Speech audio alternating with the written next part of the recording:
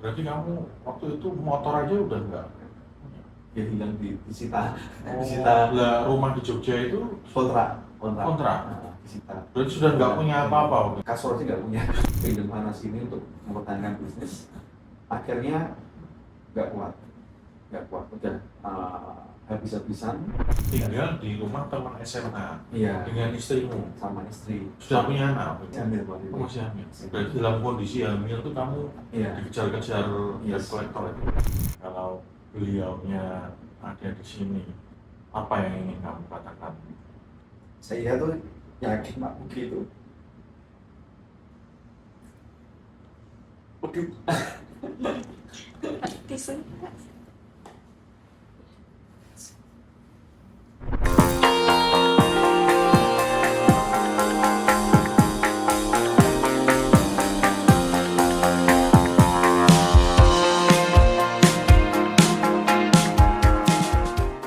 Halo, hari ini kita kedatangan tamu spesial. Kita kedatangan entrepreneur sejati.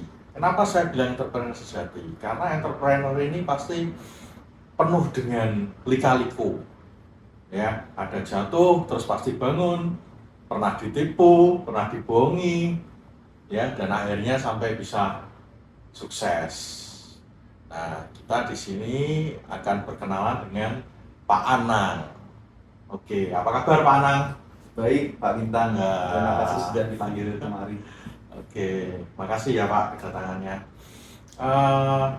Bisa diceritakan Pak perjalanan karirnya, mungkin bisa dari waktu memulai karir, sekolahnya dulu seperti apa hingga sekarang.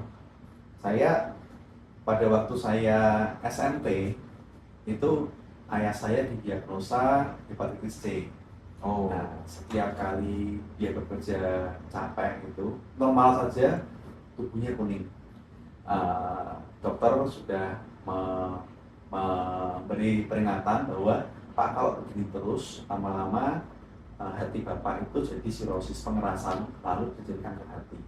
Bapak harus mengurangi aktivitas. Nah, ayah saya adalah seorang pegawai, lalu dia resign dari pekerjaannya, dan sejak saya kelas 2 SMP beliau tidak bekerja lagi. oh, nah terus gimana untuk kebutuhan hidupnya? Nah, waktu itu saya masih SMP ya, masih umur mungkin 15 tahunan ya, mungkin malah lebih muda lagi. Berapa bersaudara tapi kamu? Saya 4 bersaudara, Empat saya bersaudara. anak pertama. Anak pertama. Jadi itu cukup awalnya saya kurang begitu aware apa sih impact-nya action orang tua saya terhadap hidup keluarga. Nah, saya masih nakal-nakalnya SMP lah ya, gitu, masih kemana kesana kemari, gitu, kebut-kebutan motor, gitu. Kebut-kebutan motor juga. Nah, ya. Tapi motornya Alfa ya, yang Alfa waktu itu. Oke, kira-kira kelas 2 SMA saya diperkenalkan sama MLM oleh teman saya. Nah, pada waktu itu banyak sekali, kan kita kumpulannya beda.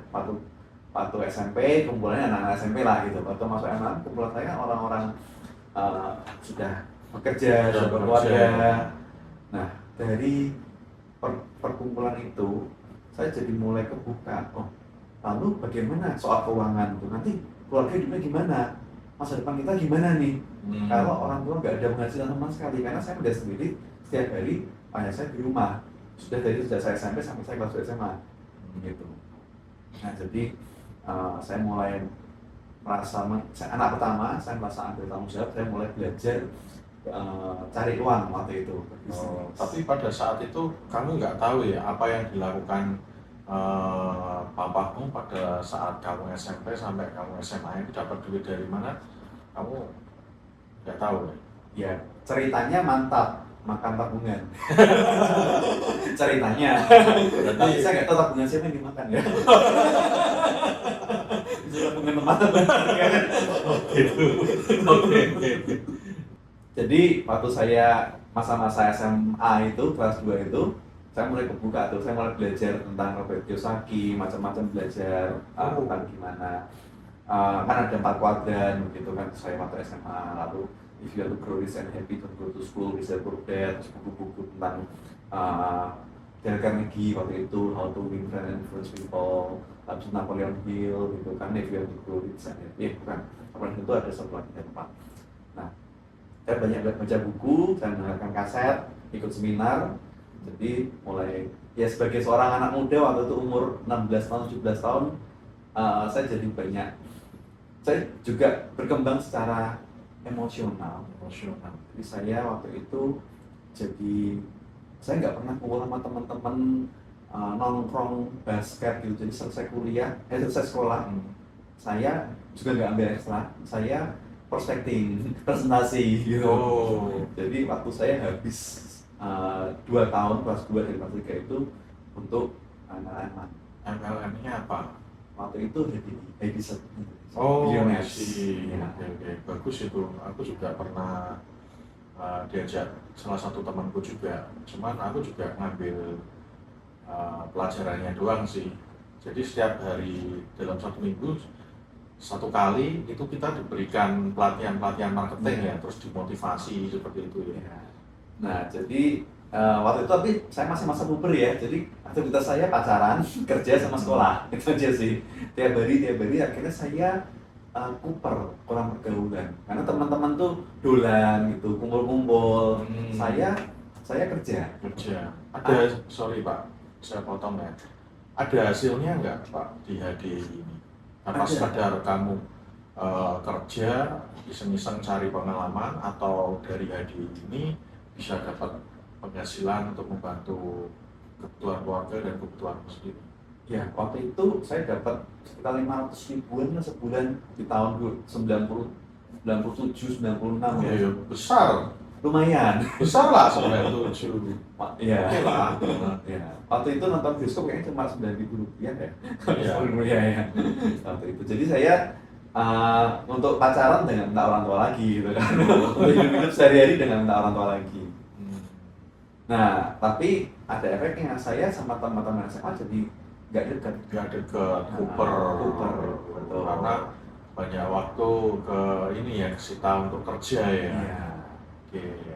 Nah, secara pacaran waktu itu saya juga sudah berpikir, ya sudah ini, yuk kita move on dari pacaran ini kalau bisa 1 sampai seumur hidup gitu kan. Jadi, oh ya? Iya, jadi saya paradigmanya ada paradigma orang pengen cepat-cepat mentas ya bahasa Jawa. Nah emang bener, berarti istrimu sekarang pacar pertamamu? Oh bukan. Itu banyak sakit hati, banyak diselingkuhin. Cerita itu. Nah, saya MLM itu sampai kuliah semester 3. Saya masih MLM, jadi totalnya kurang lebih 3,5 tahun saya di HDI itu. Di masa kuliah, saat masa kuliah saya belajar juga bahwa saya kalau MLM terus ini saya kayak nanam pohon gitu, tapi di halaman orang. Karena saya lihat runtuhnya teman-teman saya yang di dalam HDI maupun di luar HDI ya, begitu mereka nggak bekerja lagi, jaringannya runtuh. Mereka harus bekerja tiap hari, dan mereka tidak membangun sesuatu untuk dirinya sendiri yang bisa dilakukan untuk masa depan, yang bisa ditinggalkan untuk masa depan. Jadi itu saat saya semester 3-4 itu saya mulai beralih, saya mulai mengumpulkan modal. Saat itu saya jualan mainannya Robert Kiyosaki, jadi ada cash flow 101 itu game mainan cash flow Monopoly bukan? Monopoly ya. Okay. Saya dapat teman yang impor barang itu dari Cina gitu kan. Nah, saya mulai jualan itu, untungnya lumayan. Waktu itu saya belanja, ini barang Cina ya, bukan asli ya. Saya belanjanya 250.000, saya jual tuh 250.000 sampai 1,5 juta. Wah. Waktu saya kuliah. Lumayan banget. Bisa jual sampai berapa dulu? Masalahnya orang-orang yang aware tentang mainan ini nggak banyak juga, marketnya sangat kecil ya. Jadi saya memang menjualnya juga ke teman-teman MLM itu, karena mereka juga dibaca bukunya. Lalu saya juga bikin namanya cash flow group gitu, jadi grup 4 orang yuk main bareng-bareng, nanti kalau sampai akhirnya mereka mau bawa pulang ini boardnya, mereka belanja gitu. Oh gitu. Jadi saya buat kayak game kayak perkumpulan Robert Kiyosaki lah. Ya, itu di Jakarta. Semester itu saya jalanin kira-kira jualan ini itu Sorry, kuliah di mana Pak? di Binus Jakarta. Oh di Jakarta. Nah, lalu setelah itu saya kira-kira semester 5 itu saya kebetulan ada teman satu kos itu yang dia tidak, orang tuanya kolaps bisnisnya. Jadi dia tidak bisa membiayai sekolahnya dia, kuliahnya dia, dan dia harus kembali ke Solo waktu itu untuk bantuin orang tua bekerja. Dan usaha dia adalah ayam boiler ya, dibesarkan gitu, daging gitu. Nah, jadi sistemnya waktu itu kemitraan calon popan, kita dapat ayam DOC, vaksin pakan dari sana, kita berkontrak nanti kalau sudah berumur 8 hari akan dibeli oleh calon popan seperti itu.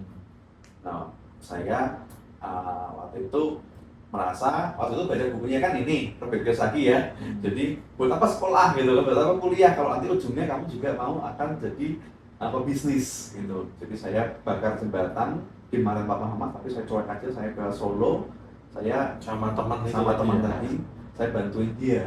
Yuk, kita bantuin, kalau kita sukses bersama-sama gitu.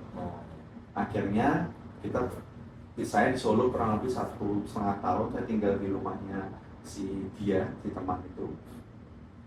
Temannya cewek apa cowok? Cowok. Saya tinggalkan kuliah 1,5 tahun, kita berhasil membangun kandang ayam itu dari 1 ke jadi 8. Benar, aku mau tanya dulu ya. Bapakmu ini sudah nggak kerja. Nah, saya mau tanya, kamu bisa kuliah bisnis ini biayanya dari mana? Kayaknya mantap lah gitu. Tapi kayak tabungannya bukan tabungan bapak. Oh, oke. Oke, jawab. Terus yang kedua, kamu out ya dari Binus, terus ke Solo bareng temanmu untuk nerusin bisnis papanya yang kolaps. Nah, itu modalnya juga dari mana juga? Oh, karena calon popan itu kan kemitraan. Jadi modalnya hampir tidak ada, hanya kandang aja sih. Nah, waktu itu kebetulan dia sudah teman ini sudah ada 2 kandang. Oh, sudah punya Punya ada 2 kandang di sana. Jadi kita manage itu keuangan supaya bisa berkembang dan bisa menghidupi keluarga. Berarti pakan juga dari Calon popan. Oke. Kemitraan. Terus hasilnya gimana? Nggak bagus, jadi ya hidup ini kan ya penuh tantangan ya. Jadi waktu itu kita ayam-ayam itu semuanya musnah karena AI waktu itu, Asian influenza. Oh, Jadi kena virus ya? Virus ya. Jadi waktu itu pernah ada kejadian di mana kayak ya ayam-ayam di Indonesia lah ya gitu ya, harus dimusnahkan semua gitu kan. Itu Oh, flu burung. flu Flu burung ya? Iya. Aku ingat itu kalau flu burung. Iya. Karena dulu saya sempat punya burung. Orang tua saya bilang, suruh ngelepasin. Karena lagi gitu. Flu burung itu lagi rame. Ingat saya. Iya. Tahun berapa itu? Kayaknya dulu waktu saya itu masih kuliah itu. Iya, 2004. Benar, 2004 2004. kayaknya. Terus akhirnya Nah, mati itu semua, dimusnahin kan? dimusnahkan, iya. Dimusnahkan berarti kita nggak punya bibit lagi, kita nggak menjual ayamnya karena dimusnahkan. Harusnya kalau dijual kan kita dapat uang tuh dari calon popan. Ya. Tapi karena dimusnahkan kita jadi nggak dapat uang. Kolaps lah bisnis itu. Karena kita kita nggak punya cash flow simpanan ya. Jadi kolaps lah bisnis itu. Terus apa yang kamu lakukan? Masa itu lagi zamannya orang jualan guci-guci dari Cina pinggir jalan. Guci dari Cina. Guci-guci tinggi-tinggi kecil-kecil, orang Cina datang buka-buka pinggir jalan gitu. Oh iya? Iya, nah saya ada satu orang Cina yang kita bantuin dari orang Cina, dari mainland juga ya, bahasanya bahasa Mandarin, ya kita bantuin jualan lah gitu. Waktu itu Kok bisa kenal, ketemunya di mana? uh, ya karena si teman ini dia punya omnya itu kayak modelin orang Cina ini gitu. Bukan modelin sebenarnya ya. Jadi ada deal bahwa semua nilai orang Cina yang bilangnya mau balik ke Cina, total semua barangnya mau dijual murah sekali, semua kucing-kucingnya. Dan kalau dia bisa jual ini semua akan lebih mahal gitu. Kalau nggak salah ini semua Gucci waktu itu dibeli seharga 15 atau 20 juta gitu, satu stand semua gitu. Nah ini kalau dijual ini bisa ratusan juta nih gitu kan. Nah kita disuruh sama si omnya temen ini untuk yaudah nih ini semua saya borong, kamu tolong bantu jualin. Gitu. Gantian saya dan teman yang nungguin di jalan tuh. Jualannya di mana? Pinggir jalan. Pinggir jalan, iya. Pinggir jalan besar. Iya, Di mana? Solo. Di Solo. Di Solo. Iya. Dia kayak bikin apa? Iya.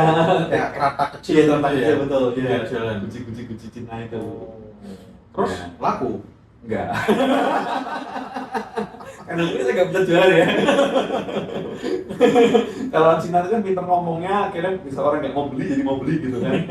Guci itu kan bukan barang utama juga, Ya, barang betul. hiasan kan. Ya, jadi itu juga nggak not working well. Terus habis itu kita, zaman itu ada pemilu. Umur berapa itu Pak? Waktu itu? Saya mungkin 20 ya. 20 tahun ya. Ada pemilu, kita juga dapat kita ngejar proyek kaos untuk partai juga. Dapat ada orang ini ada nih proyek karta 3.000. Nah, kenapa bisa dapat proyek itu? Saya terus lupa waktu itu Cuma dari teman misalnya gitu. calo. Calo. Lalu dia ngobrol-ngobrol, ini ada kesempatan kaos gitu, kaos pemilu. Bisa nggak harganya murah? Mas, saya lupa berapa ribu rupiah per kaos gitu. Mau nggak dari segini bisa digarap nggak? Nah terus kita diskusi banyak, cari pabrik tekstil segala macam, bukan pabrik ya, tekstil kecilan kita ngulin tuh bikin gini bahannya apa gitu. Ya itu juga masa-masa itu sampai beberapa tahun kemudian saya banyak ngejar proyek gitu, proyek pemerintah, proyek apa gitu. Ada duitnya, dibayar ya? Nggak ada. Jadi Berarti boncos juga? boncos. Boncos. Ya. Nah, lalu saya akhirnya menyerah kembali ke Jakarta. Kembali ke Jakarta? Nyelesain kuliah. Lanjutin kuliah. Orang Berarti belum WO ya istilahnya? Belum gitu. DO ya? Belum. DO ya? Belum sempat, sudah diancam. Jadi pilihannya jadi nggak jelas di Solo atau kembali ke Jakarta nyelesain kuliah. Opsinya itu saya merasa oke deh, saya udah habis ya gitu ya di Solo gitu, nggak bisa lihat ada future lagi di sini yang saya bisa pegang dengan cepat. Karena sebenarnya kan tujuan saya kan mau secepat mungkin bisa mandiri supaya bisa bantu orang tua hidupin adik-adik gitu. Jadi saya pengen segera mungkin bisa mentas. Sejak SMA saya punya tujuan itu, tapi ternyata malah membuat makin lama mentasnya. Terus lanjutin kuliah? Saya selesai kuliah umur tapi 6 tahun ya, total 6 tahun ya, sama 2 tahun meninggalkan kuliah kan. Ya. Jurusan IT, software. Setelah lulus saya pertama berusaha cari kerja jadi karyawan dengan ijazah, tapi ada teman satu ini juga, satu rating gitu, orang Semarang, dia mau bikin warnet aja katanya. Mau nggak mau bantuin aku bikin warnet ke Semarang? Akhirnya kita kembali ke Semarang, saya bikin warnet saya bantuin dia bikin warnet gitu. Waktu itu saya dapat sekitar 10% dari jadi profit sharing lah ya. Profit sharing 10%. Waktu itu kan warnet lagi rame-ramenya kan, ini bukan ya, MERC itu? Iya. Kok Facebook apa itu namanya? Iya, Friendster. Friendster juga. Friendster, MRC ya itu ya. Cuma kita game center Pak. Game Center. Iya, game center. Oh. Kita game center, waktu awalnya buka 20 unit dulu, rame, lalu ditambah 15 unit jadi 35 unit. Game Center waktu dulu yang ramai itu RO ya, Ragnarok tuh ya kayaknya. Iya, Bener ya? Ragnarok, Dota, Dota, CS, Counter Strike. CS. Iya. Wah itu gila ya, ramai banget ya. Iya, RF Online, Ayo Dance, ya macam-macam ya. Oh jadi kamu apa bantu ngelola bisnis sama Ya, cukup berhasil. berkembang, Berkembang, Dari berhasil berarti ya. berhasil lah, dari Berhasil. 20 ke 15. Nah, setelah jalan setahun itu kan berkembang dari 15, saat itu orang tua itu jual rumah lah, gitu. Akhirnya jual rumah, kita pakai sebagian dari hasil itu untuk bikin warnet bersama dengan 3 orang, dari total 3/3. Di luar dari temanmu yang sebelumnya Iya. ini ya. Oh, termasuk dia. Oh termasuk. Termasuk dia. Yuk kita kembali Jadi, lagi. Nah, Yang lama masih ada, terus buka baru lagi. ya. Tapi kali ini kamu include masuk. lebih besar, yes, Yang betul. besar. Besar. Orang tua juga punya confidence kan. Karena yang sebelumnya kamu berhasil. Iya. Oke. Jadi ada proofingnya ya, gitu kan. Kita jalanin selama yang kedua ini berjalan 5 tahun, gitu. Sebentar, sorry. Orang tua jual rumah, terus dibuat modal warnet. Ya. Nah, terus kamu tinggal di mana? Sewa Sewa. kontrak? Oh, sewa. Orang tua sewa, saya tinggal sama orang tua. Oke, I see. Terus jalan juga. Jalan selama 5 tahun, kita balik modal kurang lebih 3 tahun, setelah itu profit tuh. Wah, luar biasa. Akhirnya berhasil. Ah, Berarti harus kuliah dulu ya kayaknya ya. Sebelum lulus kuliah gagal terus. Iya. Iya. Iya. Terus? Nah, terus tapi saya itu kan karena tadi ya orang tua ini tidak bekerja lama, jadi posisi saat itu pendapatan warnet itu selama kurang lebih 7 tahun itu total, jadi yang warnet pertama dan warnet kedua itu memang diberikan kepada keluarga gitu. Nah, jadi setelah usia warnetnya 5 tahun itu komputer kan sudah tua semua tuh, Ya, sudah 5 betul. tahun harus di permajaan. Ya, harus upgrade lah. Padahal pendapatan itu kan habis untuk makan, untuk hidup, untuk sekolah adik-adik macam-macam lah. Gitu. Akhirnya pada saat itu terjadi kita sudah nggak punya lagi apa-apa karena mau permajaan ya nggak punya uang lagi gitu. Nah, tapi kita waktu itu berhasil membeli waktu ya, buying time, sehingga adik-adik sudah bisa menuntaskan 7 tahun untuk totalnya. Jadi sekarang beban keluarga sudah nggak seberat itu. Soalnya kemudian saya sudah lulus, adik-adik semua sudah selesai semua gitu. Nah, waktu itu saya izin sama orang tua, saya mau mulai mikir hidup saya boleh nggak gitu, karena saya juga perlu punya keluarga, perlu menikah gitu. Jadi boleh nggak sama adik juga tolong orang tua saya tak mulai mikir, saya mulai egois sebentar. Jadi kemarin kamu kerja di warnet itu semua hasilnya itu untuk keluarga, untuk biaya hidup, untuk sekolah adik-adik. Kamu nggak ngambil sedikit pun? Iya, Ya setiap pasti ada lah, kamu dapat gaji lah gitu. enggak. Enggak sama sekali. Jadi dari kan kita kongsi bertiga, setiap kembali bagian itu nomor rekening ditransfer langsung nomor rekening orang tua. Oh gitu. Dari warga langsung ke orang tua. Terus kamu nggak dapat?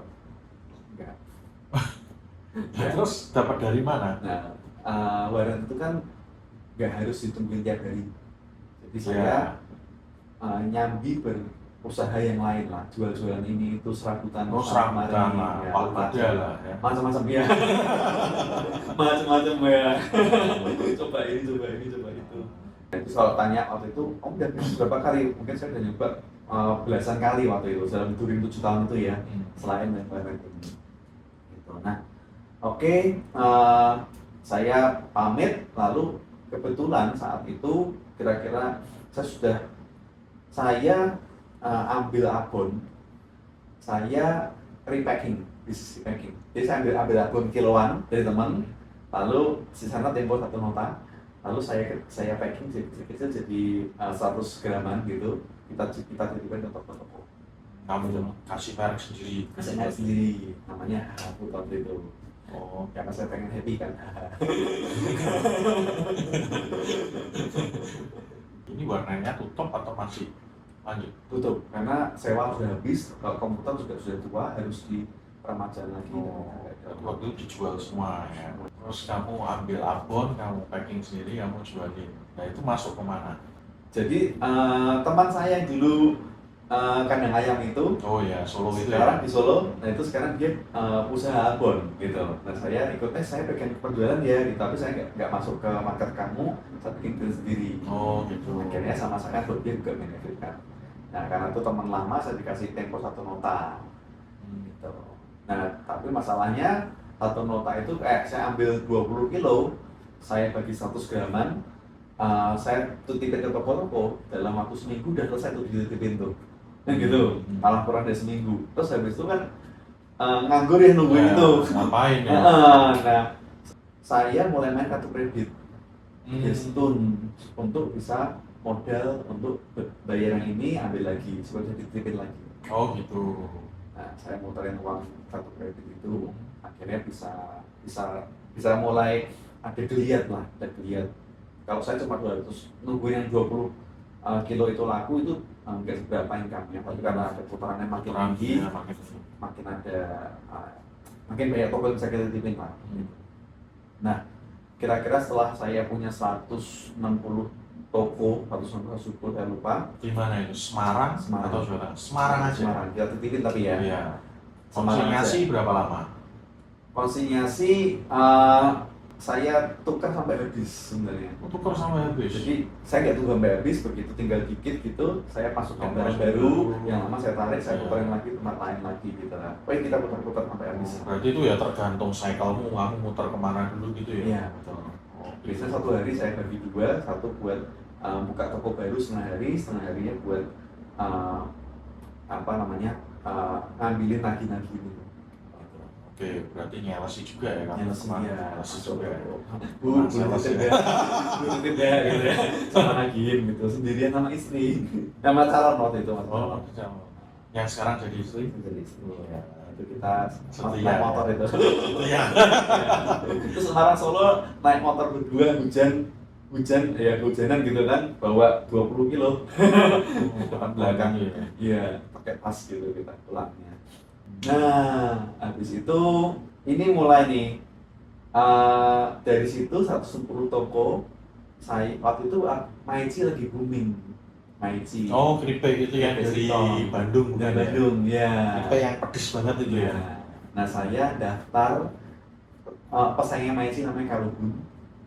Jadi distributornya gitu. Nah, jadi distributornya Maici-nya atau pesaingnya? Kalubunnya, pesaingnya. Oke. Nah, saya daftar, mereka pengen punya distributor sudah established kan. Saya tunjukkan semua toko-toko saya. Iya. Mereka validasi, mereka datang ke Semarang, diteleponin dan datengin toko-tokonya.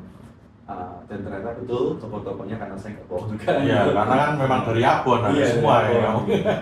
Nah, bedanya abon itu cycle-nya lama, karena orang Maici itu beli 1 keripik singkong, dimakan habis, besok udah beli lagi. Yeah. Abon itu bisa seminggu 2 minggu di meja makan gitu kan. Betul. Ya dikit-dikit buat lauk gitu. Habisnya lama, itu cycle-nya mulai cepat. Nah, ini saya cari yang beginian, cycle-nya yang cepat ini. Saya mulai bisa sukses ya, bukan ya. Saya bisa nikah dari situ, saya bisa beli mobil dari situ gitu. Wah, kan. Ya berarti sukses, berhasil kan? Berhasil. Kesuksesan pertamamu ya berarti. Iya. Betul. Bisa sampai berapa omset? Omset 1 hari bisa 50 jutaan. 50 jutaan. Ya, dibayangkan ya, berarti kalau 1 bulan dikali berapa itu? 50 dikali 30. Iya. Berapa itu? 1, iya. satu M 1,2 Iya. lumayan sekitar lah, antara itu lah, kan 30 dan 50 gitu kan. Oke lah. Iya. Tapi itu di masa puncak ya. Ya, masa puncak. Nah, masa puncak kan awal Satu juta US kan pada waktu itu. kalau jalan terus. Iya. Udah tembus 1 juta US loh waktu itu. Iya. Tapi marginnya kan tipis juga. Rendah terus nih Pak Ana nih. Terus kamu waktu itu belum pernah dapat uang banyak, ya kan? Ternyata setelah itu kamu dapat uang banyak. Yang pertama kamu lakukan apa? Maksudnya langsung beli mobil atau kamu di rumah atau yang kamu lakukan apa dengan perubahan kondisi keuangan ini? Reinvest. Jadi Reinvest. saya waktu itu pegang pertama kali Maiji minta saya ambil barang itu satu call itu kira-kira 27 juta waktu itu. Ya waktu itu uang saya kan banyak dikonsinyasi kan, nyebar kan, dan itu uang kartu kredit, saya ambil kartu kredit lagi gitu. Oh gitu. Disuruh lagi untuk ambil Maiji akhirnya. Nah itu dalam waktu 2 minggu satu satu call itu habis 2 minggu. Habis dititipkan loh ya, bukan habis dijual ya, Iya. habis dititipkan. Nah setelah itu saya perlu pulang lagi kan, dan ini harus lunas gitu, Iya, betul. gesek lagi supaya bisa pulang lagi. Jadi hidupnya itu cycle perputarannya dari Putar, utang. Ya. Nah begitu ada uang lagi, saya mulai merambah, saya minta Maiji merambah ke kota-kota lain. Gitu. Tadi awalnya kamu kan dengan kompetitornya Maiji, sekarang dengan Oh sorry dengan itu nggak sama. Oh sama, oke. Nah, karun itu. Nah, jadi uangnya kesebar, gesek lagi, ambil barang lagi, sebarin lagi, nanti ada uang masuk lagi, ada kurang-kurang dikit, saya cari uang di tempat lain gitu. Jadi utang saya bertambah. Ada temen, ada sama adik, macam-macam. Banyak utang jadi. Ya, tapi kan bisnisnya jalan kan, Saya muter. Ya. Uangnya dari mana ya? Dapat uang habis buat apa? Dibuat ngembangin. ngembangin Toko lagi, kota lagi sampai akhirnya begitu terus polanya sampai saya pegang itu seluruh Jawa Tengah, saya punya di 32 kota, saya punya distributor di seluruh kota. Lalu saya pegang juga Jogja karena itu beda provinsi, Jogja, DIY saya pegang. Setelah DIY, kebetulan distributor Bali itu menyerah kayak bisa jualan. Saya sambut, oke saya pegang Bali juga gitu. Ya, Jawa Tengah, Bali itu serem. Jawa Tengah, Jogja sama Bali. Gagah ya, waktu itu kamu merasa pegang uang ya gagah ya, berani ya, sudah. Berani ya, setelah pegang ini saya pegang Bali. Kebetulan anunya. Nah, perputarannya jadi gede tuh, perputarannya. Jadi sorry, sekarang kamu jadi distributor areanya dari apa? Maiji tadi ya. Terus kamu cara pemasarannya ada distributor lagi tiap kota, Betul. yang under kamu, Betul. gitu ya. Kecuali Semarang kan saya sudah punya Retail, toko-toko, ya. saya kembangin sendiri ya. Oke, di luar Semarang kamu pakai distributor. Betul. Nah, dari Maiji juga kasih saya tempo yang lebih seger gitu. Jadi dulunya sekarang saya bisa ambil tuh satu kontainer Wow, tempo. tempo. Biasanya Dibatasin lah ya gitu dibatasi dan bayarnya cash. Ah. Cash bayar. Cash biasanya. Wow. Terus ini Satu kamu nota. satu nota.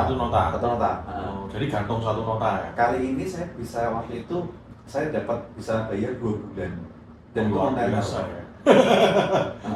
Nah jadi itu lumayan seger uangnya, Ya, gitu kan. ya. Tapi saya nggak pinter, karena itu sekarang jadi makin kompleks kan. Jadi uang Masalahnya semakin banyak ya, karena bisnisnya semakin besar, distribusinya area itu semakin besar ya. betul. Dan distributor kota itu saya perlakukan juga sama, mereka juga ada tempo juga mereka. Kamu kasih tempo berapa lama? 1 bulan. Ada kuantitinya, jadi saya turunkan kalau dari Maiji misalnya 2 bulan itu saya kasih angka 1 bulan gitu. Saya buka detailnya kayak mau. Biar nggak kalah muter. Jadi nggak kalah muter. Ya. Jadi mainnya muter dari situ kan. Mulai growing. Kan Omset sudah berapa itu? Sudah sebesar itu? Bayar ya, kira-kira satu hari itu bisa kumpulin uang ya 30, 50 gitu. Itu yang titik puncaknya setelah kita pegang banyak area. Oh itu titik puncaknya. Ternyata saya salah juga. Jadi saya pegang itu kan hanya satu brand. Karena yang abonnya itu akhirnya benar-benar sangat kecil sekali omsetnya. Abonnya masih jalan waktu itu? Masih jalan tapi udah nggak gitu keurus kan. Oh ya, karena sudah ada uang gedenya, uang kecilnya Nggak urus, betul. iya, ada istri muda. Iya.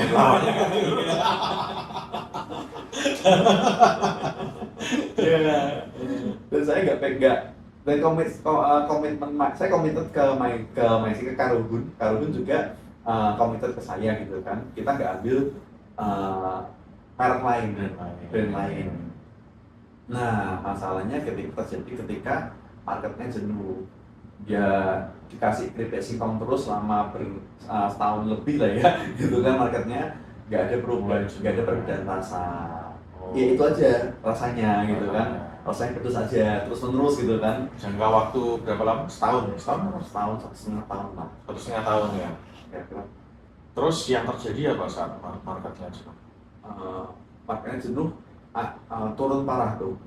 Jadi kita yang dulunya satu hari bisa ambil kira-kira tadi ya 30-50, sekarang satu hari cuma paling 3 juta, 2 juta turun. Kok jauh sekali? Itu nggak turun tapi jatuh itu. Ya, terjadi pada saat puasa libur sekolah anak waktu itu. Jadi total ada satu tahun di mana itu puasa lalu dilanjut sama libur sekolah anak. Omset kita banyak dari anak-anak. iya, 30-50 jadi 3 juta itu Ngeri. ya, itu jatuh gitu kalau gitu. Jadi kalau saya punya profitnya 5% begitu, berarti 3 juta saya cuma terima uang kira-kira 150 ribu. Ya, jauh. Itu terjadi, kamu sempat review nggak pada saat itu tahun berapa, apalagi terjadi resesi atau apa? Kenapa turunnya sampai sedemikian banyak? 2013, 2014 kira-kira. Ya nggak ada apa-apa ya itu waktu itu. Saya lupa waktu itu apa, Sapren ya? Enggak, saya lupa apa. Ya, intinya market udah jenuh lah ya. Agak jenuh. Kalau sales saya di Semarang itu keliling itu tiap hari kan mereka dikasih uang bensin. Sudah punya sales juga waktu itu? Iya. Berapa? Saya lupa 8 orang ya. Yang di Semarang, untuk area Semarang? Semarang dan Jogja posisinya. Tapi kalau mereka keliling itu kan dapat uang bensin, uang makan tuh. Satu hari nggak banyak, 25.000. Untuk 8 itu kan 200.000. Ya. Waktu pulang bawa profitnya 150.000 kan. Jadi keliling nagih itu saya malah rugi untuk uang makan, belum untuk salary mereka loh. Ya. Untuk uang makan, uang bensin aja malah rugi. Nah, saya waktu itu masih memang dengan ideal lah ya. Saya berusaha, saya merasa kalau ini sebulannya masih bisa naik, tapi kondisi transport lain itu kan tanya sama prinsipal, ini bulan depan naik gak nih kira-kira market? Oh naik, ini cuma puasa aja nih gitu, terus puasa nanti naik gitu kan. Oke, buat nahan ini semua kita utang lagi, utang lagi gitu, Terus habis itu ternyata ada masa libur sekolah gitu kan. Masa libur sekolah gimana nih? Naik pasti anak sekolah gitu kan. Sama, kita tahan kira-kira 3-4 bulan kita berusaha tahan, pinjam sana sini untuk mempertahankan bisnis. Akhirnya nggak kuat, udah habis-habisan, ya bisnis runtuh karena saya hidupnya dari utang semua kembali. Jadi kartu kredit, KTA, ada tanah kita jaminkan juga akhirnya kena sita, temen, adik itu juga pada teriak semua. Nah ini saya nyicil mobil itu juga akhirnya kan hilang gitu. Jadi saya sudah nggak punya apa-apa lagi. Usaha terpaksa saya tutup. Saya bilang ke semua sales ini nggak bisa lagi bertahan karena nagih itu tiap kali kalian nagih itu saya rugi gitu. Bukan untung, meskipun berkurang uang ya, tapi saya rugi gitu. Nah, kita sudah punya hutang tadi 2 bulan, 1 kontainer itu ke prinsipal kan, berapa di tiga kota. Jadi tiap saya punya wilayah saya dapat hak 1 kontainer Tempo karena saya pegang 3 wilayah, saya 3 kontainer. 3 kontainer. Ya. 3 kontainer, 1 kontainernya berapa Pak dapat? 120. 120. Dan itu temponya 2 bulan. 2 bulan atau 3 bulan ya? 2 bulan. 2 bulan ya? Ya. Ya, waktu itu runtuh semua. Terus yang kamu lakukan penyelesaiannya gimana? Nggak tahu waktu itu. Saya nggak tahu apa jalan di depan, bisnis apa lagi, karena udah habis-habisan di sana. Dan hidupnya tiap hari kejar-kejar sama debt collector, sama KTA, kartu kredit. Rumah nggak ada, mobil nggak ada gitu kan. Ya, waktu itu yang kamu lakukan gimana untuk bayar? Ya nggak ada apa-apa ya, pasrah gitu ya berarti? Ya Bapak, utang saya lebih besar daripada saya nggak punya means of payment juga. Tapi intinya ya kamu jelaskan apa yang terjadi juga ya? Iya, tapi kan penjelasan sama uang kan kok 2 hal ya. Jelaskan kan tetap harus bayaran gitu. Barang-barangmu yang di market, terus apa yang kamu lakukan? Dibiarkan. Kamu biarin. Gak bisa kita nagih Rugi. Enggak, maksud saya, misal kamu berusaha sendiri, nagih sendiri, nggak pakai karyawan, ya tetap rugi ya? Iya. Iya, karena operasionalnya nggak nutup ya? Iya. Nah, profitnya itu tadi ya? Betul, tidak bisa. Nah, akhirnya lagi itu over. Wilayahnya terlalu luas. Saya kan bagian tadi kan. Ya, sampai Bali ya? Iya. Kalau nagih itu malah biasanya Semarang aja paling satu hari 20-30 toko kan gitu. Itu aja waktu nagih dulu tuh, Mas lakunya cuma 1, dapat uang 3.000-5.000 gitu kan, 1 toko nggak visible gitu. Ya udah waktu itu benar-benar masa semua hancur, semua hilang, dikejar-kejar utang. Saya berusaha mencari kedamaian gitu. Itu kamu masih tinggal bareng orang tua? Oh enggak, saya tinggal di Jogja, sudah menikah. Jadi Oh, sudah menikah. waktu saya naik itu akhirnya kan bisa menikah. Iya. Saya nggak mungkin menikah pakai uang orang tua, karena orang tua kan Iya. maaf nggak ada. Terus kamu married, kamu tinggal di Jogja. Oh, justru kamu pernah tinggal di Jogja? Iya, tinggal di Jogja selama kurang 1 tahun. Karena Cap Semarang ini kan sudah established, ada admin, saya juga ngerintisnya, sales-sales saya itu sudah setahun 2 tahun, karena kan sejak saatnya saya manapun tuh. Waktu kita pegang cabang Jogja itu kan cuma nggak ada apa, harus saya yang handle gitu kan. Okay. Jadi saya banyak di Jogja, mungkin berapa hari ke Semarang, nanti ke Jogja lagi gitu. Terus gimana, dikejar-kejar debt collector gimana? Nggak mau lagi. Ngeri. Rasanya seperti apa? Dan itu nggak 1 kan, itu kan banyak. Banyak dan akhirnya nggak bisa mikir, karena telepon, SMS, mau kontak orang juga itu mau ketemu orang dikejar, ditungguin, dicegat di depan rumah, tiap hari datengin. Bagaimana kita mau bangkit lagi gitu kalau ngurusin ini semua terus tiap hari gitu kan. Dan mereka ngejarnya tiap hari, Mas katanya 2 hari lagi, Mas katanya lusa, Mas ini berapa, punyanya apa gitu. Ada kasur diambil sama dia, kaki pasangnya diambil sama dia, rumah ini kita jual aja ya buat nyicil ya gitu, kita tentunya jual gitu. Waktu tentu jual juga nilainya hilang semua. Saya lari dari rumah Jogja, saya tinggal di rumah teman SMA selama beberapa bulan. Tinggal di rumah teman SMA? Iya. Dengan istrimu? Sama istri. Sudah punya anak? Hamil waktu itu. Masih hamil? Berarti dalam kondisi hamil itu kamu dikejar-kejar debt collector itu? Jadi saya tinggal di sana sampai diusir. Kayak enak. Oke. Terus saya juga lalu tinggal di rumah mertua, tinggal di rumah kakak ipar. Ya lompat-lompat gitu karena kejarin tusuk kolektor ya. Perasaannya istrimu gimana Pak? Waktu itu kondisi hamil, kamu dikejar-kejar debt collector? Stres banget. Saya juga income zero, minus malahan karena utangnya banyak banget. Nggak punya, gimana mau kerja gitu kan? Mau aktivitas saja udah di bisa, ini ya, blok terus ya? Nggak bisa kerja, nggak bisa aktivitas. Berusaha cari-cari, akhirnya teman SMA tadi waktu yang saya tinggalin itu waktu saya tinggal di sana dia bilang, kamu nggak bisa tinggal di sini lagi karena waktunya keberatan. Jadi kalau ini saya pinjemin motor, siapa tahu memakai motor ini kamu bisa mulai akhirnya saya punya kaki lah gitu. Berarti kamu waktu itu motor aja udah enggak? Dia bilang disita. Lah rumah di Jogja itu kontrak. Disita. Berarti sudah nggak punya apa-apa waktu itu? Kasur sih nggak punya. Kasurnya dijual sama kolektor. Masaknya dijual sama kolektor.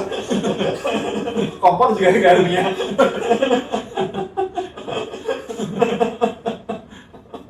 Nah terus itu kamu hidup dari mana waktu itu? Mungkin dikasih temanmu dibantu gitu ya? Jadi waktu saya tinggal di rumah teman, ya saya makannya sama Numpang juga ya? Waktu tinggal di mertua, saya makan sama mertua di tempatnya kakak ipar dan sama kakak ipar. Tapi saya berusaha lah mencari. Nah mereka nggak marah-marah? Sebagai mertua, sebagai kakak ipar, atau sebagai istrimu juga ini nggak marah-marah? Waktu itu semua, kalau keluarga mereka understand bahwa memang ini masa apa ya, lowest point lah gitu. Ya, namanya bisnis ya. Iya, tapi kan saya yakin mereka juga pasti ada keberatan, ada ekstra burden kan. Nah, saya berusaha getting back up, bangun lagi dari situ. Ya, pas perkebunan ke gereja tiap hari. Terus apalagi yang kamu lakukan pada waktu kamu stres itu? Itu ada masa apa ya, nggak terimanya gitu, masa blaming ke Tuhan saya. Jadi ada proses dari saya berpikir apa kata orang, kalau tutup kalau gini apa kata orang gitu kan, sampai titiknya kenapa saya, apa salah saya, sampai ke level dimana oke, udah begini, berikutnya langkahnya apa? Ini ada waktu untuk ada ke situ. Dan saya akhirnya sampai ke titik itu, oke deh, masa mau bunuh diri kan gitu. Apa lagi nih caranya? Gimana caranya? Ya udah, saya yang bisa saya lakuin adalah cari bantuan, karena saya terusan nggak bisa bangkit sendiri di titik ini ya waktu itu ya, gitu. Karena nggak punya. Jadi dipinjemin motor, saya thank you pinjemin motor. Saya mulai keliling tuh ke teman-teman SMA yang lain. Meskipun saya waktu SMA nggak ada kenal mereka. Jadi ini kayak agak aneh lah gitu. Karena saya tanya, kamu sekarang bisnisnya apa? Punya barang nggak yang saya bisa bantu jualin? Gitu. Saya ke teman satu gitu kan, saya ke teman kedua saya ngomong, kok butuh barangnya si dia nggak? Nggak butuh, kamu punya barang apa? Saya bisa jualan nggak? Terus dari teman ada yang akhirnya belajar sedikit, ada yang mana, tapi itu bisa saya jadi makelar lah ya dari memperdayakan teman-teman. Nah itu bisa jadi bisa bawa uang ke rumah untuk makan lah, at least, tapi nggak bisa buat paling satu hari 50.000, 100.000 gitu kan. Tapi at least bisa start. Nah masa itu kita jalanin. Saya ada teman kasihan juga, sampai suatu hari kasihan dia bilang, ini lagi Pak, waktu itu angkringan lagi menjamur di Semarang 2015 itu bukan angkringan lawes gitu kan di Semarang, tak modali 7 juta kongsian naik profit dari paru-paru gitu kan, dikasih uang 7 juta, saya buka angkringan di pinggir jalan gitu. Di mana itu pinggir jalan? Di jalan veteran. Saya buka angkringan sama, saya nggak punya pengalaman angkringan, saya belajar, saya berkunjung gitu ke angkringan terbesar di Semarang waktu itu, namanya angkringan yang teras, punya Pak Mugi ya di Pusponjolo. Saya ceritain, saya pengen bangkit, tapi ini jalannya angkringan. Berarti kamu cerita historismu seperti apa gitu? Enggak sih, kamu belajar, mau belajar bikin angkringan gitu kan, gimana gitu caranya, mau belajar. Terus dia orangnya sangat baik, dia welcome, mensupport dia bilang kalau kamu nyari kan angkringan itu kan kita nggak modal dititipin kita. Iya. Nah kamu nyari orang-orang yang mau nitipin kamu, dan kamu tuh baru banget berdiri, susah orang mau nitipin. Gimana kalau kamu saya kasih aja ini ada satu set ini, kan dia juga tiap hari kan mereka dia juga dititipin. Nah dari yang dititipin ke kita, kamu ambil mungkin 10 itu dibawa ke tempat kamu, dijual ke tempat kamu. Nanti pada saat malam itu dikembalikan lagi, kita totalan nanti berapa. Baik banget ya.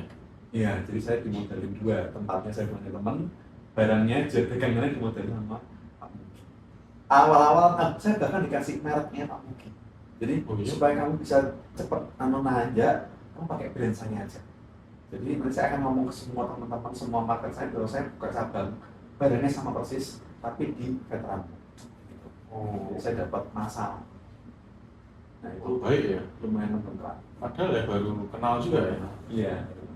Itu posisinya misbar, jadi pada waktu musim hujan tempatnya terus menggenang airnya kan. Kita nggak banyak meja, banyaknya Itu rest outdoor gitu. outdoor. Yang di dalam tenda itu paling muat 4 meja. Nah ketika membludak kita gelar tikar, ngasih meja di itu, tapi itu begitu gerimis bubar misbar. Ya. Ya, jadi begitu musim hujan kehantam kita, Turun. nggak ada omset, nol, ngeri banget. Orang juga mungkin malas ya makan, nanti naik hujan gimana gitu kan, masa makan di situ, makan yang lain aja. Akhirnya nggak lama yang itu juga nggak sukses kan, jadi tutup juga. Setelah kita bertahan lagi, nah sampai kita nggak bisa gaji. Jadi yang nungguin saya sama istri gitu. Istri waktu itu punya baby, jadi sambil ngurus baby. Kita ada satu orang untuk yang biar membantu lah ya gitu, untuk kadang bikinin teh, nyuci piring, dan macam-macam. Kita sangkutan barengan semua bisa dibantu. Saya biasanya yang bagian menerima uang gitu kan juga, jadi dia yang lain-lain. Nah sampai akhirnya kita nggak bisa gaji si dia ini. Nah, yang dilakukan Pak Mugi itu adalah kamu bertahan aja. Ini kan kayak brand saya juga agak enak kalau kamu baru buka berapa bulan, 2-3 bulan terus tutup. Saya juga saya akan pertahankan gitu kan Pak. Jadi kamu semua kosmu ini kalau memang minus, saya tanggung minus. Seorang supplier bisa sampai supplier aja kita ngutang suppliernya gitu kan. Ini luar biasa. Akhirnya kita bertahan, tapi nggak lama, kira-kira total 6 bulan. 6 bulan, lalu itu akhirnya tutup. Nah waktu tutup, saya juga sama, saya juga ngomong saya ngajak ke Pak Mugi, Pak, saya tuh nggak enak kalau Pak Mugi ini minus terus, Pak Mugi nalangin terus setiap bulan gitu kan. Saya juga saya tak coba yang lain lah gitu, karena ini kan menyita waktu untuk hal yang kita masa depannya nggak sure kan. Padahal saya juga pengen maju gitu kan, pengen berkembang gitu, dan dia juga minus terus gitu. Ini buat kita dua ini kan ini loss gitu. Tapi kita tutup, saya coba sesuatu yang baru, ada kemungkinan bisa melonjak lagi gitu. Yang lain atau apa, punya pandangan nggak gitu kan ya? Nggak ada pandangan. Dan ini kita tutup aja. Kamu nanti besok Jumat minggu depan, kamu tolong kamu kesini lagi ketemu saya. Itu suatu hari yang merubah hidup saya. Hari Jumat itu saya datang. Waktu itu Pak Mugi bilang, Pak Anang, gini deh, karena nggak ada kerjaan lagi nih, kan jam tutup. Ini saya perlu orang yang bisa nganter-nganter. Saya punya 5 cabang. Saya perlu orang yang bisa nganter-nganter semua barang, semua makanan, karena supplier kita ngedropnya di pusat. Tolong didistribusikan ke cabang-cabang. Setiap mereka itu cabang-cabang itu bukanya sore hari, jam 4, jam 5 angkringan. Jadi tolong ini harus sampai ke semuanya, paling jelek-jelek jam 4 gitu. Cabangnya di mana-mana, ada di dekat Puja, Jatisari, dari Banyumas, ada di mana-mana. Nah, oke, siap gitu kan. Dan selama ini gimana Pak? Gitu. Selama ini saya bayar angkot. Jadi ngedrop angkotnya, saya kasih uang berangkat sana gitu kan. Nah, saya bayar angkot itu satu hari itu 75.000 gitu. Nah, tolong ini sekarang dikerjakan oleh Pak Anang gitu kan. Tapi saya kan nggak punya mobil, motor jenengan.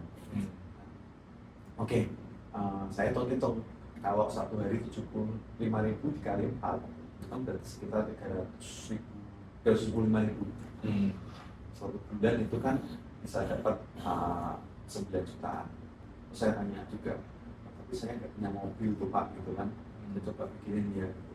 Oh, kalau Pak Anang nggak bisa saya mobil, saya ada Picanto.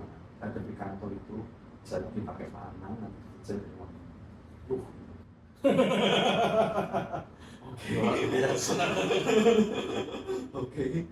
Dan satu lagi Pak Anang kan sekarang tinggalnya di mertua, tinggalnya sama mertua. Itu di rumah ada rumah gitu. Rumah saya itu Pak Anang bisa pakai. Jadi Pak Anang tinggal di depan angkringan persis.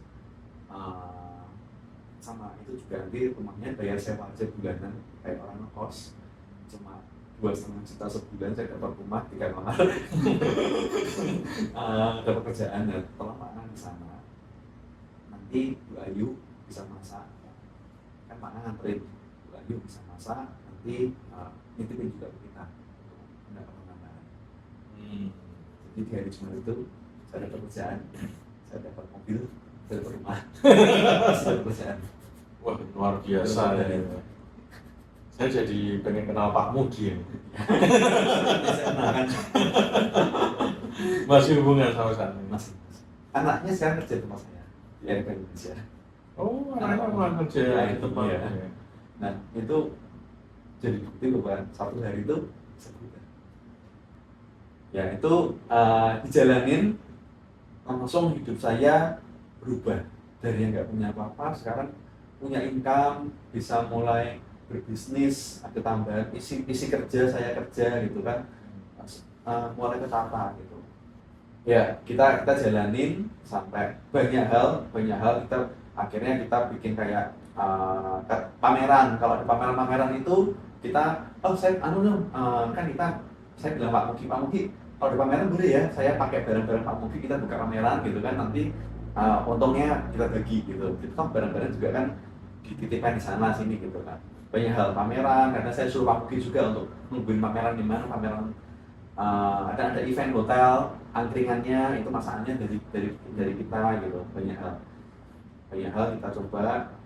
Kita sempat bikin juga angkringan juga di Erlangga, namanya angkringan Siwolu juga gitu. Nah itu hidup mulai membaik. Nah sampai suatu saat kembali lagi angkringan itu meredup gitu.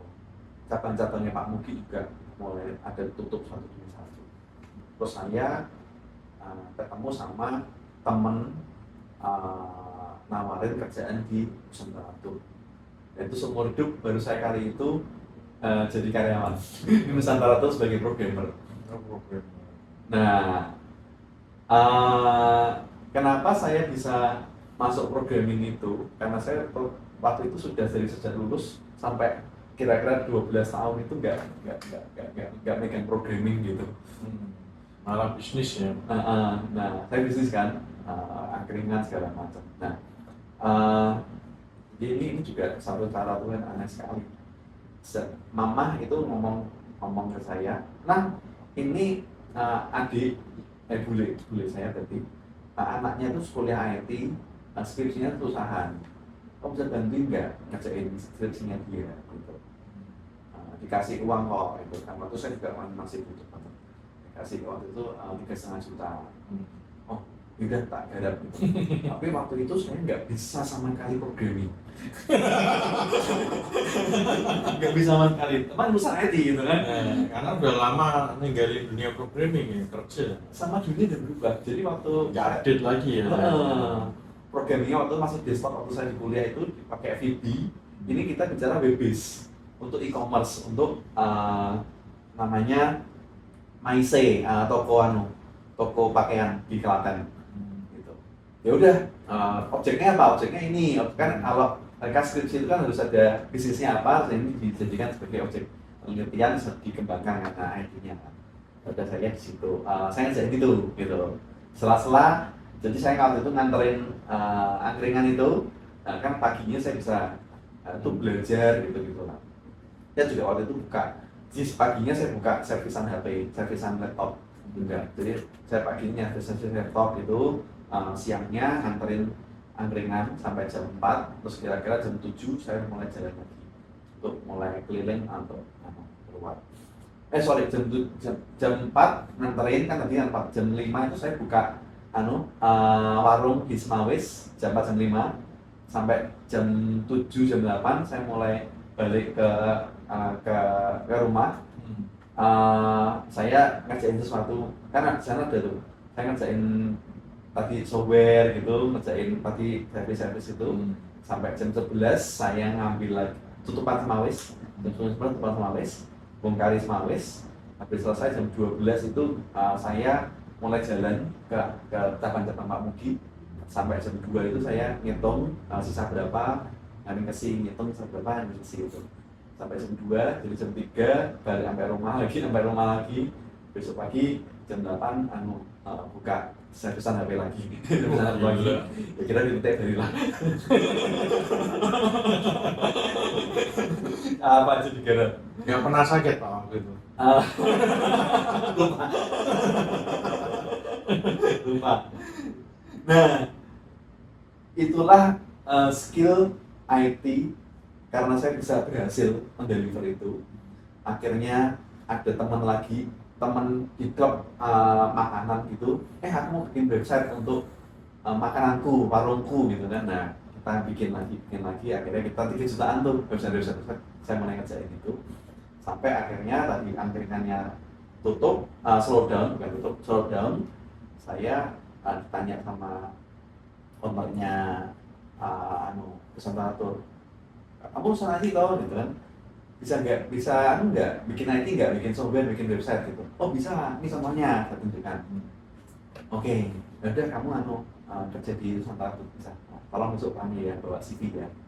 Saya masukin CV karena lewat bosnya, kamu diterima. Itu pertama kalinya saya sebagai seorang pegawai.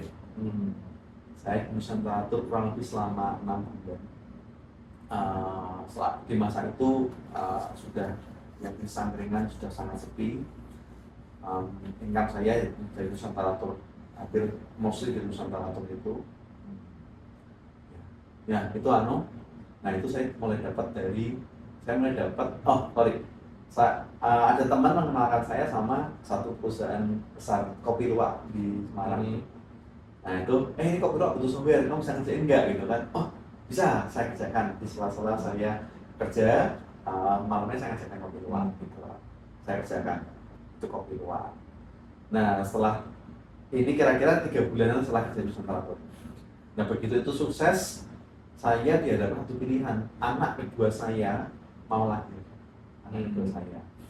Either saya mau terus Nusantara dengan salary entry level atau berapa Pak gajinya? Waktu itu pertama 4 atau naik ke 5 gitu.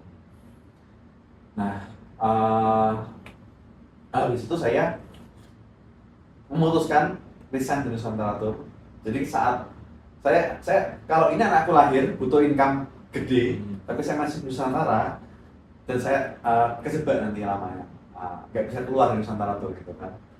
Saya mulai, karena saya pegang portofolio kopi luwak, saya mulai jualan ke perusahaan-perusahaan IT. Saya ini sudah punya produk kayak gini mau nggak gitu kan.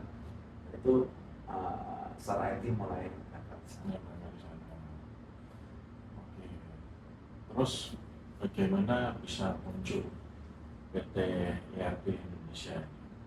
Nah ini jadi IT-nya tadi kan saya kan mulai ngerjain kopi luwak itu kan freelancer tuh. Yang lain-lain saya juga freelance tuh, sendirian ke sana. Jadi siang kadang meeting requirement, deliver meeting, progress meeting dengan yang lain gitu kan, malam kerjain. pagi nyari jualan lagi klien baru sambil yang lama di deliver gitu terus kan ya. Nah, lama-lama income mulai menanjak. Jadi dari proyek 20 jutaan saya mulai naik proyek bisa 30, 40, 50, puncaknya tuh satu kali proyek dapat 90 juta. Itu puncaknya. Lalu saya uang mulai ada dan saya merasa ini saatnya kita bikin cari pegawai gitu, cari pegawai. Nah, saya mulai cari pegawai, tapi karena masih saya sendirian keliling doing everything, ketika ada program kerja saya harus ngecekin lagi kerjaan dia, dan ketika waktunya deliver dan salah gitu kan. Jadi tetap kudu jualan, tetap kudu ngecekin, tetap kudu ngerjain lagi, reward lagi, akhirnya malah berantakan gitu. Itu pertama kali saya cari pegawai untuk di IT, dimana saya keluar terus akhirnya nggak urus.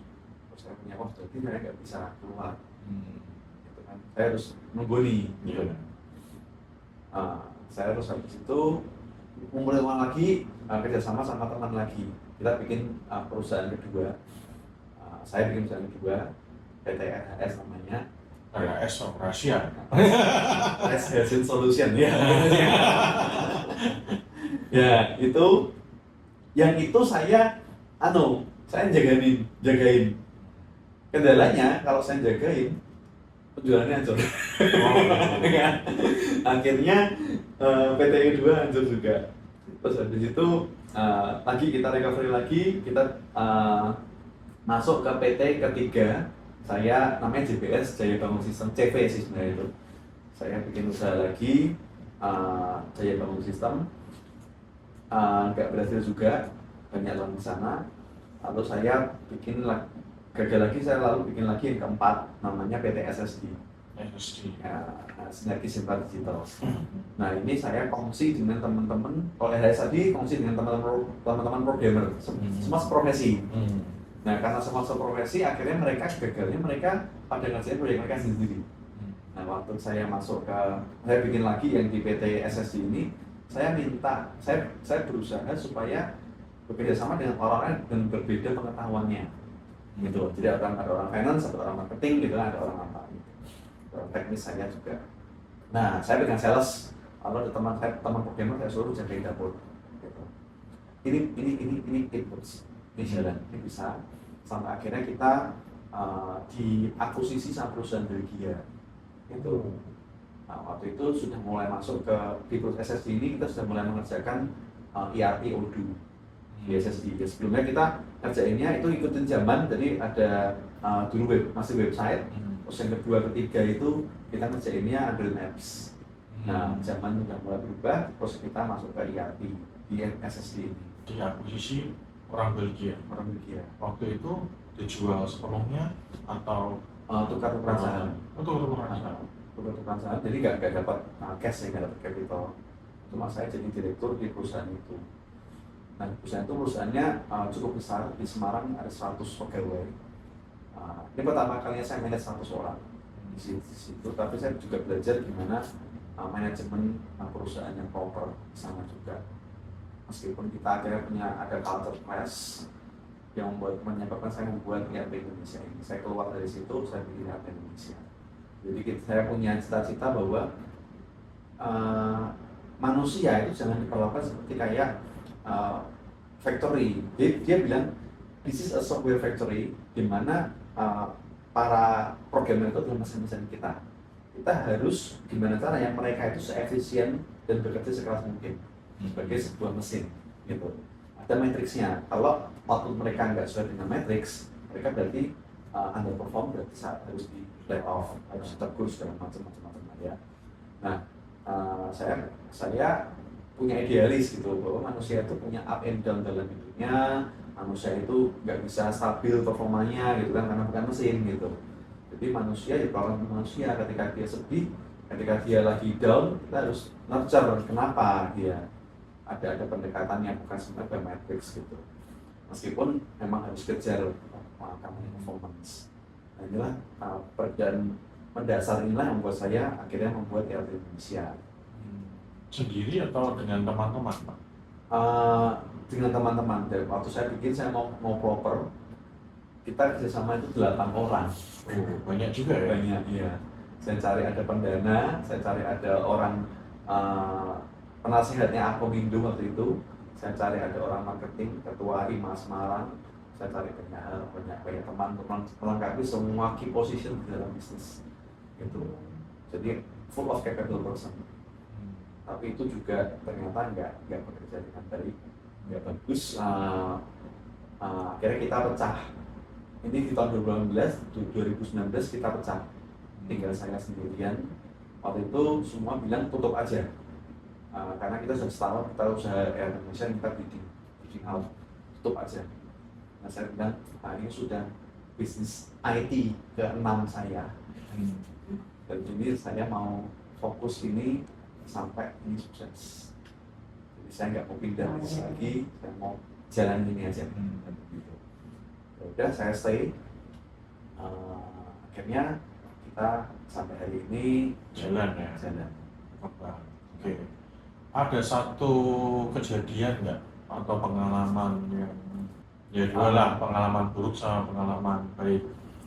Pengalaman turning point-nya itu pada suatu saat waktu jadi waktu bubaran itu semula semuanya tanggung bersama, kan kita orang 8 tuh. Kalau ada minus kan semua chip in 8 orang. Nah waktu itu kita sudah setahun kita chip in, nahan bidding itu duit sudah bisa gitu. Jadi akhirnya kita nggak bisa pertahanan lagi gitu. Semuanya memutuskan seperti itu. Tapi saya tak pertahankan. Nah, tapi saya nggak punya uang waktu itu karena udah habis. Jadi saya kembali ke kantor. Kita semua udah mutusin, para pendirinya udah mutusin bubar, nggak mau lanjut. Saya kembali kantor, saya bilang sama teman-teman, ini sudah nggak bisa lagi nalangin gitu. Kalau ada kita akhir bulan kita nggak ada gajian, nggak ada uang, ya kita nggak bisa kerja, kita mundur. Teman-teman gimana? Kalau saya meskipun Air Indonesia tinggal saya sendirian, saya jalankan. Tinggal saya sendiri saya jalankan. Tapi kan kalian kan punya pendapat masing-masing. Nah waktu itu ada yang Pak saya stay, kita bangun bersama-sama. Ada yang Pak saya ingin cari kerja lain. Jadi kita dari 20 sekian orang tinggal 9 orang yang oke, kita jalan ini bersama-sama. Orang-orang ini kita pertama ke sekarang. Gitu. Ini adalah satu titik poin karena posisi kita mulai lagi Air Indonesia itu di titik zero, dan itu di saat saya punya 3 orang anak gitu, agak beda sama yang kemarin. Mereka juga butuh pendapatan dan saya nggak ada cara.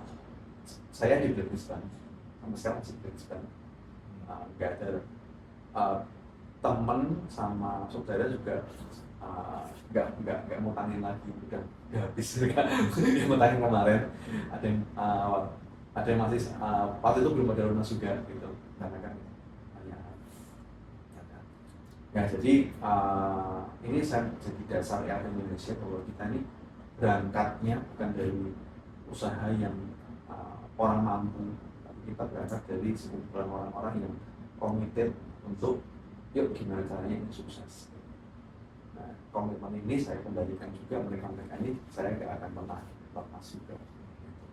Nah ini lulus poinnya, karena sejak hari itu sampai sekarang itu kita susah, tapi at least kita tahu kita udah punya proyek, kita udah punya portofolio, kita udah punya brand, kita udah punya incoming sales.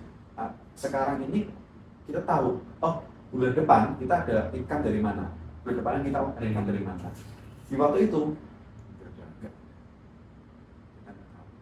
nah itu yang ketika ada kesusahan, jadi ketika ada proyek gagal, kita kena penalti, saya sekarang masih bisa mikir ini nanti bayar penaltinya pakai uang apa hari ini. Waktu itu nggak ada. Itulah kalau bicara itu pengalaman buruk dan pengalaman baik, satu juga karena itu nggak punya apa-apa, semua riset dari nol. Teman-teman partner pada bubaran semua, saya sisakan 9 orang. Kita tersisa 9 orang, tapi 9 orang ini komited menjadi bibit Air Indonesia saat ini. Dan culture-nya kita, karena 9 orang ini culture-nya adalah yuk kita kembangin bersama-sama, bukan culture yang transaction. Kalau nggak ada gajinya aku nggak mau kerja, kan gitu. Nah, ketika ada orang ke-10 ikut dengan culture itu, orang ke-11 ikut dengan culture itu, gitu. Jadi sekarang yang saya syukuri Indonesia ini usahanya sangat lihat, meskipun kita enggak apa ya, belum proper gitu. Tapi kalau bicara survivability kita kayak ngecoba susah mati kita gitu. Oke. Orang yang paling berperan dalam hidupmu siapa ya? Pak Mugi. Pak Mugi ya. Ya dari kita awal sampai akhir ini saya sudah menyimpulkan sih Pak Mugi ya. Nah, kalau beliaunya ada di sini, apa yang ingin kamu katakan sama Pak Mugi?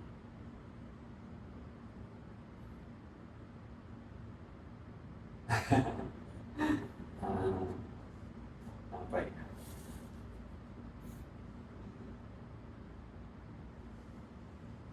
Boleh skip nggak?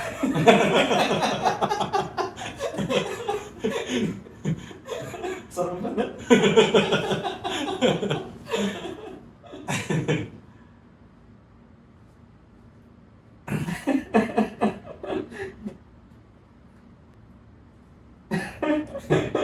Bisa ngomong.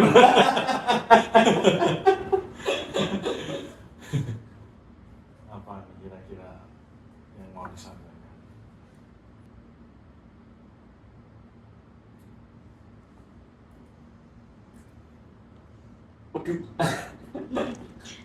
Tisu.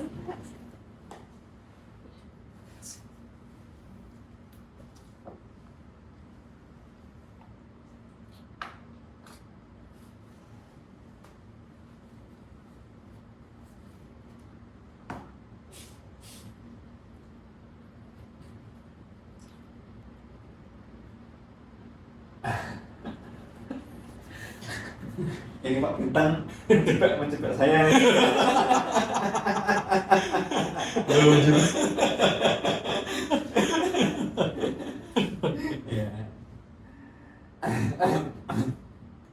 Ya Pak Mugi ini mungkin nggak akan butuh bantuan saya karena kita di level beliau sudah mapan lah. Jadi kalau kita bicara saya akan payback atau segala macam, ya mungkin nggak ada kesempatannya. Dan saya nggak pengen ada kesempatannya, karena kalau ada kesempatannya berarti beliau jatuh. itu benar-benar life changing sih. Itu menurut saya life changing. Jadi hidup saya akan berbeda sekali. Oke, ada pengalaman.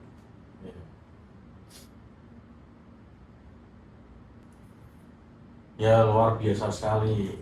Saya sudah mengenal Pak Anang ini ya mungkin ya cukup lama ya, hampir setahun. Ya baru kali ini loh saya lihat Pak Anang nangis. Saya pernah tanya, apakah kamu pernah stres? Dia nggak pernah stres ya.